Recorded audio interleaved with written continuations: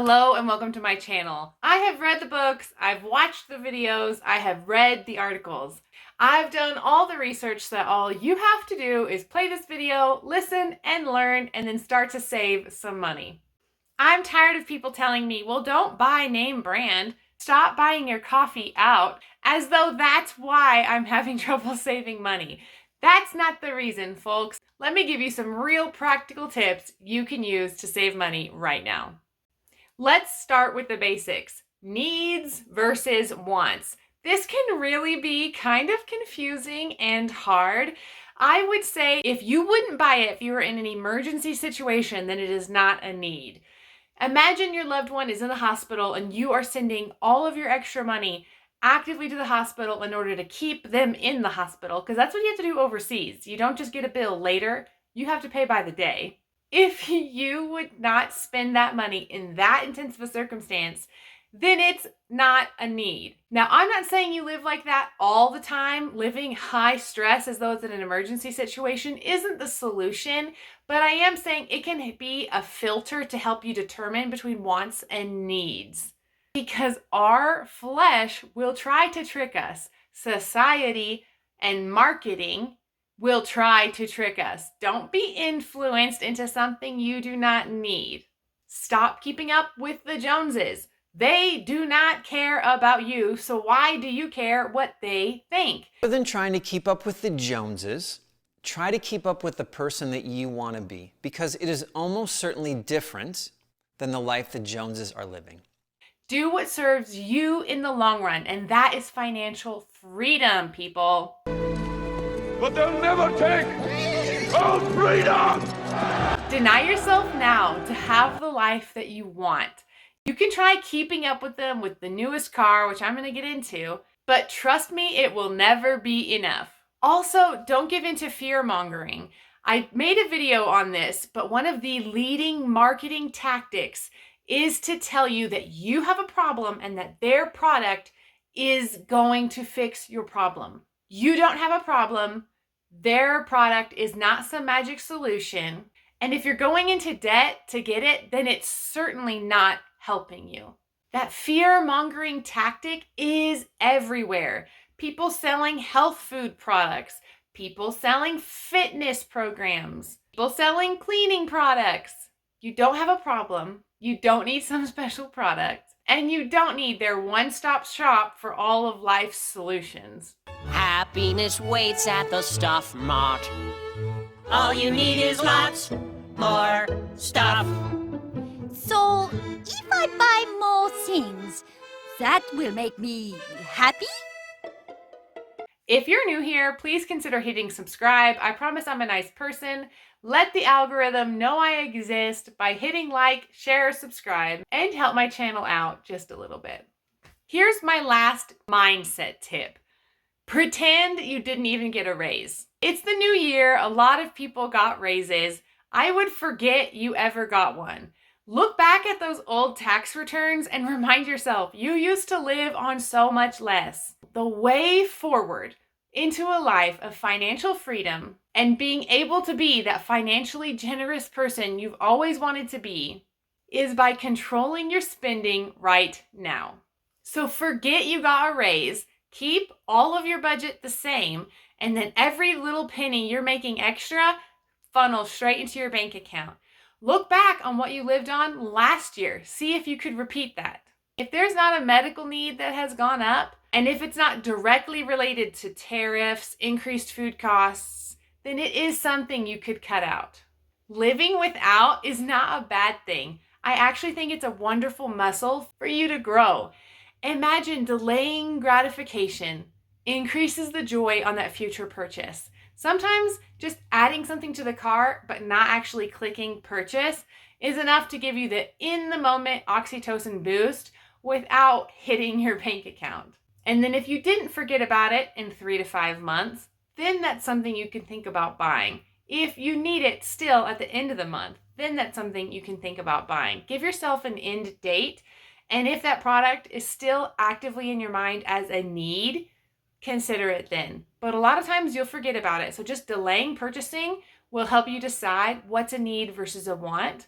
And then it will also increase gratification when you do eventually purchase it. But delaying gratification truly is helpful. All right, I did want to say one thing. Gratitude. Choose a life of gratitude. Notice what you do have, what you're not lacking. Be thankful for all the many ways that you are blessed. The act of intentionally choosing gratitude, again, is a mind and heart muscle. And by growing that, we're going to make this savings journey far more enjoyable and attainable. All right, those are all my mindset tips. Now let's jump into some practical ones. Cars.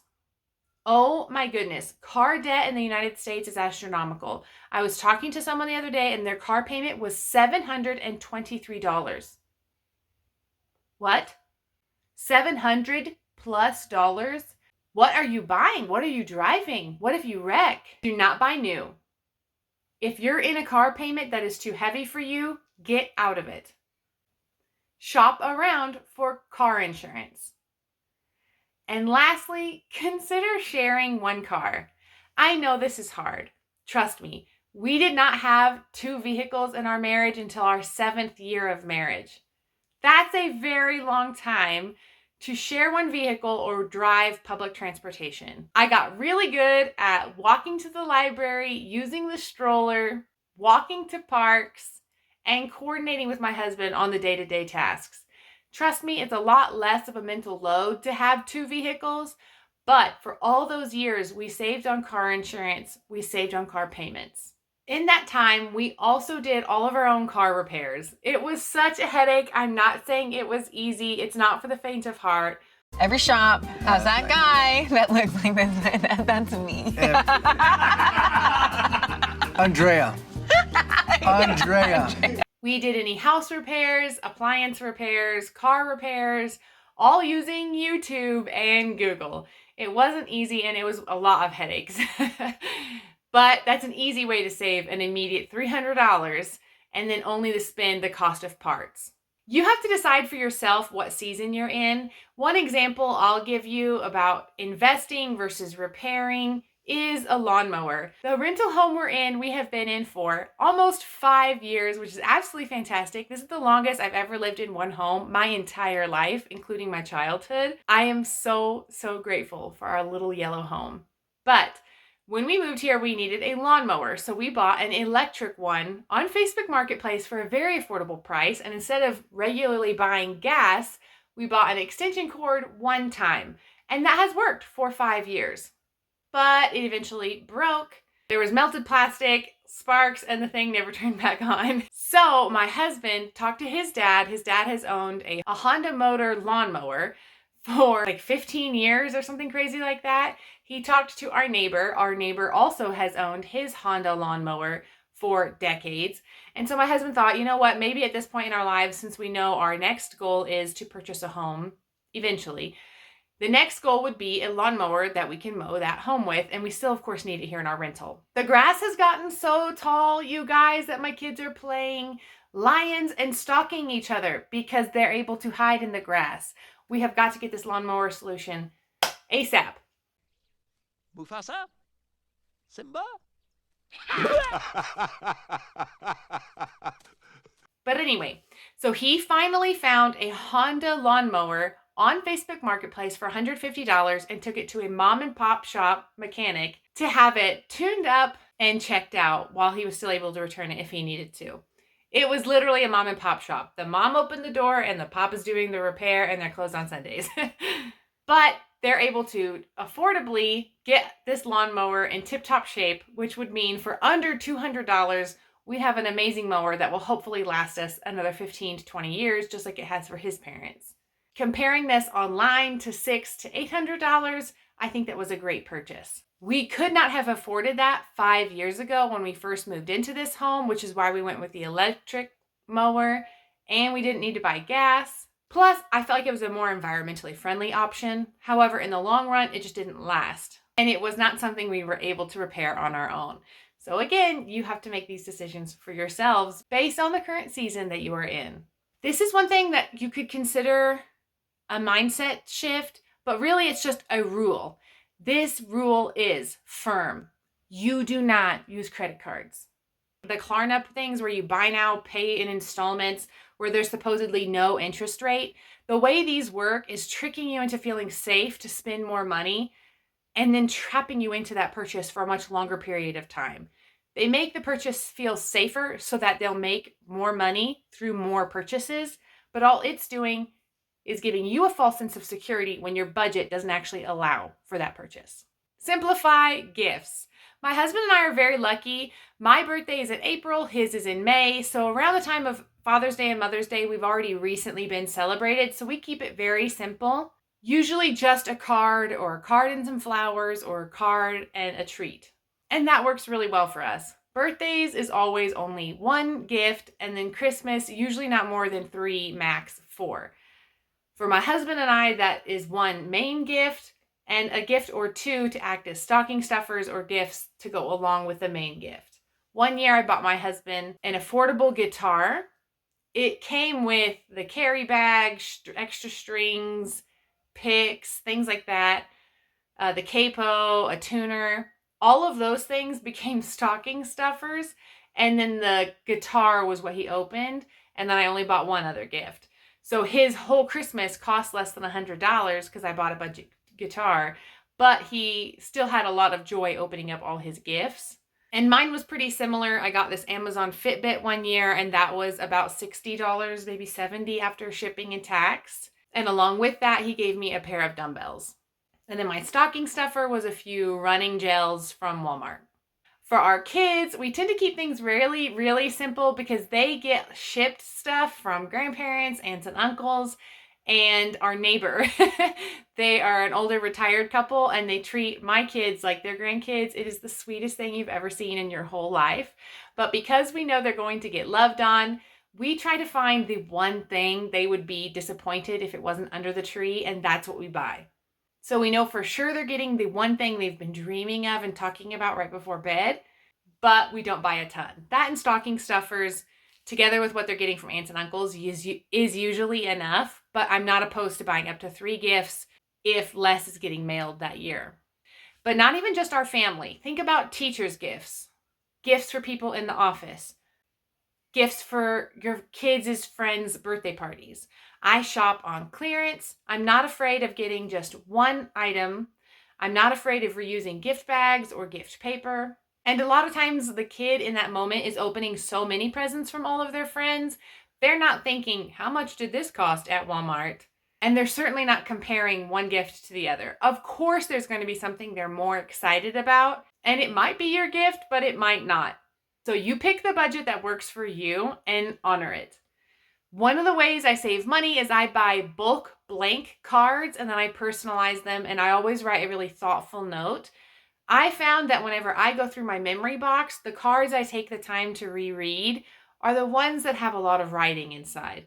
If it just has a simple signature, you're lucky if you even make it in the memory box. And also homemade gifts. For our teachers' gifts every year, I make something. If you think about it, there's a lead teacher, a co-teacher, and then an assistant in each of my kids' classrooms. That's 6 presents every year. And I don't have the budget to be buying each of them a $25 gift card.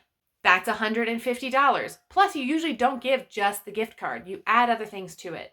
So I try to get them a Sonic drink or a Starbucks once a year. And then at the end of the year, I package up some cookies. That's been working for us just the last 2 years. Our kids aren't in full day school. This may change in the future, but for us, the last 2 years, it has worked great.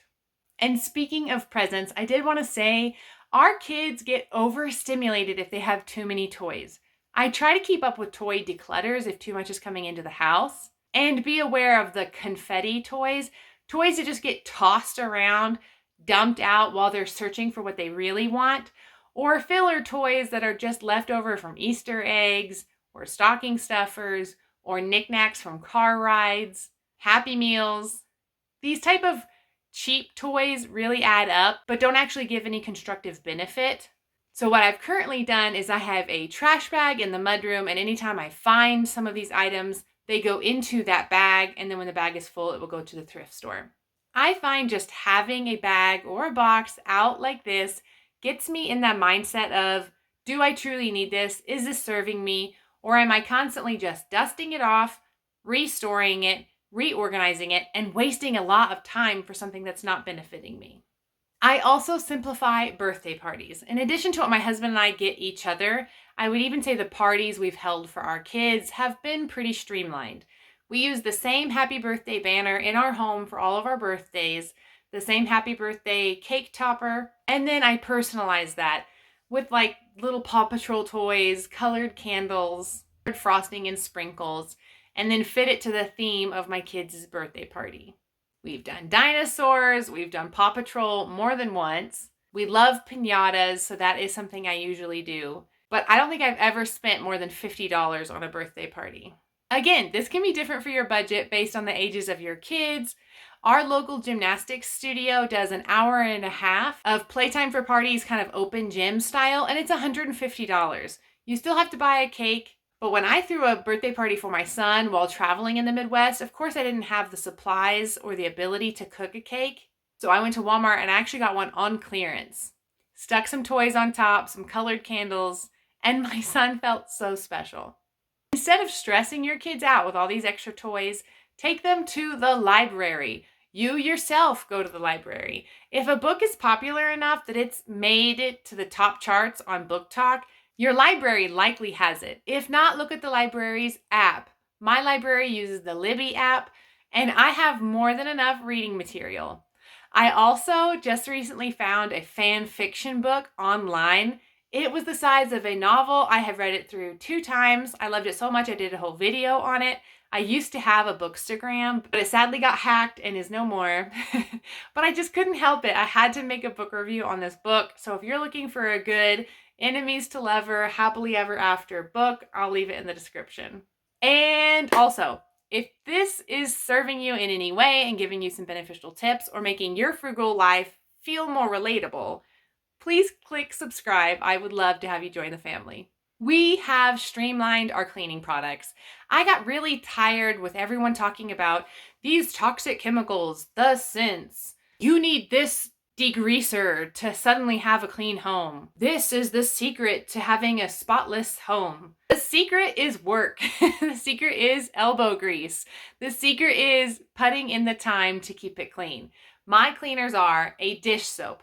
I put it in a reusable foaming bottle at our kitchen sink, and we squirt those foamy suds out onto our scrubber to wash dishes. Because it's antibacterial, that's what we also use as hand soap at the kitchen sink. In our bathroom, we have another one of those foaming hand soaps that is refillable, and I buy bulk hand soap for that.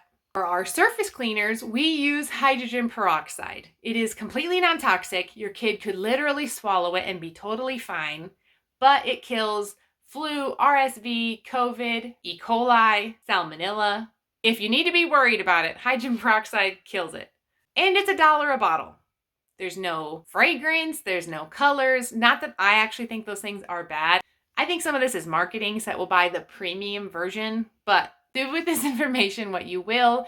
If you are sensitive to scents, though, hydrogen peroxide is a great alternative. And then when you see the hydrogen peroxide get that sudsy reaction, you know it's working. It's a great cleaning product. It cleans our stove, it cuts grease. I use reusable cleaning rags, just microfiber I got from Walmart's. I really like them. I also have washcloths, so if I know I'm about to put the washcloth in the laundry, I'll just go ahead and clean my stove with it, and then after that, it goes in the wash. I make my own laundry detergent. I do have a YouTube Shorts video with the recipe, and it has lasted months and months and months.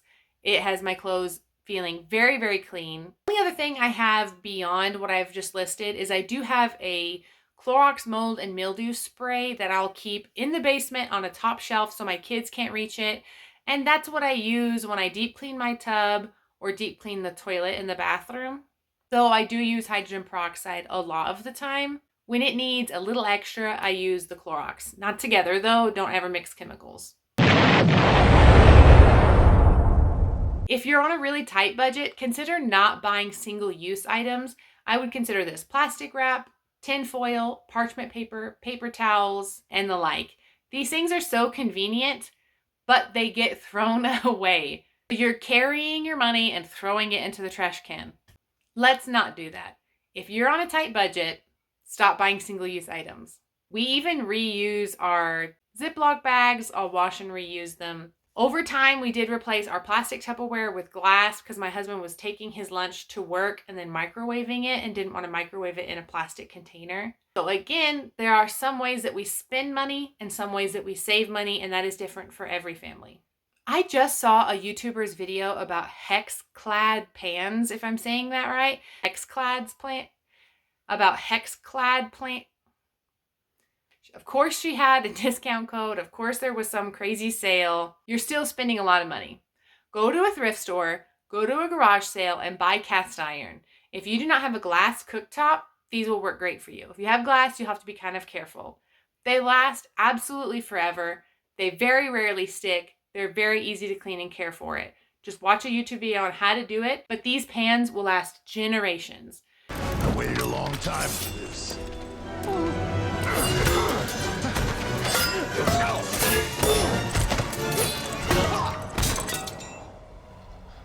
Oh, Mama, I have got to get me one of these.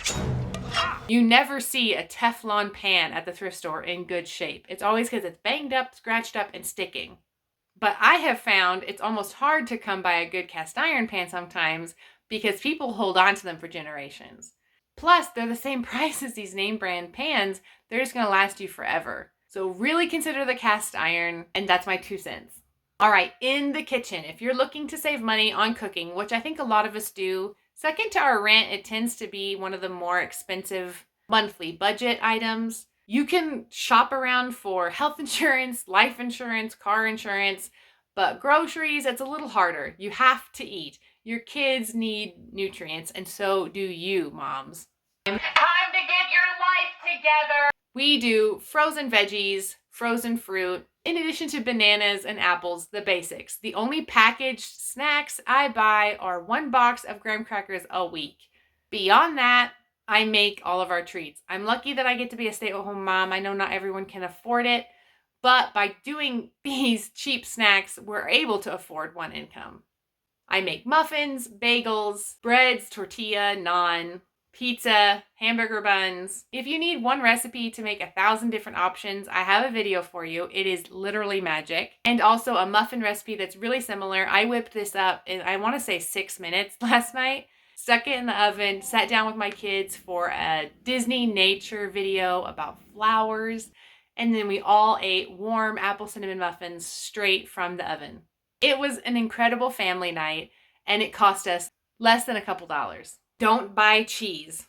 I'm sorry to say it. I love cheese. I can't afford it now. We do buy it, and we use it sparingly, but there were years where we literally never bought cheese, or we only bought it for holidays or birthdays. I made my own yogurt in that time, so we also never bought Greek yogurt. And now that we do, we still only buy the Great Value Greek plain yogurt. You're going to have to decide for yourself if you can afford cheese, but I found that was a very easy way to immediately cut out a chunk of money. Also, consider going plant-based. And I don't mean fancy tofu, fancy meat-like solutions. Those end up costing more per gram of protein or ounce of weight anyway.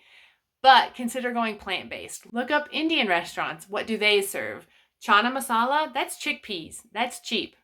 Aloo gobi? That's potatoes and cauliflower. That's so affordable and so good for you. Lentils. Oh my goodness. I've got a killer dal recipe I have got to make a video on. I promise I'll get it out eventually. But dal is a meal you can serve your whole family for less than $1 total.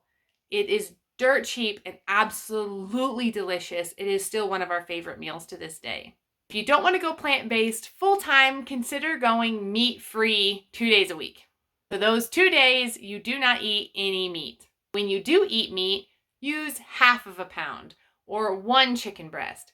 A stir fry is a great way to spread your protein out. In spaghetti sauce, you can add some diced up carrots or veggies, grated zucchini, and then they won't notice that there's less beef. We really like the festive frozen turkey. Significantly cheaper per pound than beef, less than half. Soup is another way to dilute your protein. That way you're using less meat per meal and stretching your budget. And while we're talking about protein, supplemental protein products are not a necessity. Trust me, I eat high protein, but I do not buy protein bars. They are too expensive. Only real protein treat we buy sometimes is a little bit of beef jerky, and I can now afford the Equate Whey protein, but I don't go hard and heavy with it, and I would not be buying it if we could not afford it, or if we wanted to increase our savings. And consider those monthly expenses such as subscriptions, auto ship, streaming services. Those are almost always wants versus needs. Now, if there is something you buy regularly, such as toilet paper, that you can get cheaper in bulk or cheaper on Amazon, then you can think about it. But one thing I've noticed is when I buy extra food items for my pantry, I forget about them, or I have to work really hard to remember to incorporate them into our meals. It's a lot easier for me to plan 6 or 7 main dinner ideas and buy the specific ingredients for those recipes and then use leftovers to feed us for lunch. So that's how I handle our food budget. I have videos on it. I'm not going into it here. But when you think about the Amazon subscribe and save or Walmart delivery subscriptions, they have it for all of the food items I normally buy. But if I'm not out of it from the week before, I'm not going to buy it now. Even like razor blades, there's so many of those like subscription services to get a cheaper razor blade. But if I've not used up what I have used from the month before, I don't want extra sitting in my cupboard. Subscription services, auto ship services, they secure the seller your money instead of freeing that money up for you to buy what you need with it. If you don't need it enough to remember to go online and purchase it, then you probably don't need it. I think it's better to realize, oh, your razor is dull and go a couple days while you're waiting for one to be shipped if you buy one online versus in store. Or like Amazon multivitamins, you realize you have a couple left in the jar, so you order it versus you get a whole nother jar in the mail and then it's sitting in the cupboard and the next time you need it, you forget that you have it. Again, this is personal preference. If you can mentally manage all the backstock of what's in your storage, then that's great. Go for it. But personally, I have found that stuff sits and expires. So I have completely stopped all of that. I have one double door cupboard in my kitchen for food. Some of it at the top shelf is like tamale wrappers, boba for boba tea, and then our coffee supplies. I've simplified my coffee routine and just do instant. No judgment if you do anything different, but that's how I stay in budget when I travel, is instant coffee. The last 2 shelves are things that we use every week. Could be beans, the graham crackers that I mentioned, dry pasta, canned pasta sauce. That's where we store our oatmeal, bananas, protein powder. But if it does not fit in that double-doored cabinet, I don't buy it. I will forget about it. I'm already juggling this unseen load of motherhood and all the things I need to remember, all the things I need to do, all the things I need to clean that people don't even notice are dirty unless they're dirty. People don't notice that I'm behind on laundry until their favorite shirt is dirty. There's no thank you if the clothes are clean. The unseen things moms do, that list is very long. If you're not a mom and you're watching this, call your mama and tell her thank you. Because it's a lot. Anyway, so for me personally, I don't do any subscribe and save, auto ship items because I will simply have too much in storage and then forget about it.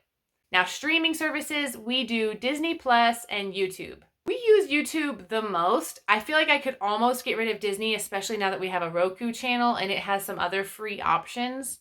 But I do really like it for the family movie nights because we don't do a lot of entertainment outside of the house. So overall, I feel like it saves us money. Also gives us at-home date nights for once our kids are in bed. And then I don't have to worry about if the ad that pops up when I'm watching something with my kids is family friendly or not. So for me, those 2 subscriptions are worth it. We don't pay for anything else, however, because those 2 kind of cover all the bases for us. One thing I would suggest is pausing all of your streaming services and then seeing what you actually miss. Consider renting DVDs from your library and even looking at the free movies here on YouTube. If you feel like you have some spending that's out of control, my last and very last tip, I truly mean it, I know this has been a long video, is doing a no-spend month. You can start with a no-spend week, a no-spend weekend, even if that's going to help you learn how to exercise that muscle of delayed gratification, but we started with a no-spend month. In total, the extra purchases we bought beyond bills was less than $20.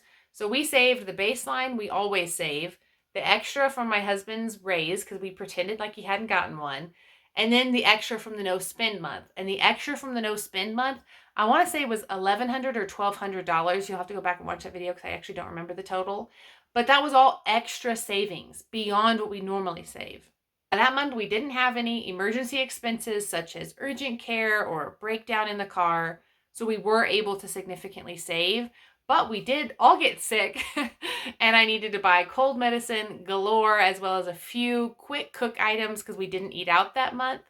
So even with a little bit of leniency in these other small areas, we still maintained a strict budget that month, and it gave us a kickstart in exercising the muscle of frugality and a bump in our savings account. All right. Did you like this video? If you did, please hit like and subscribe. You are welcome back in my home anytime. Bye-bye.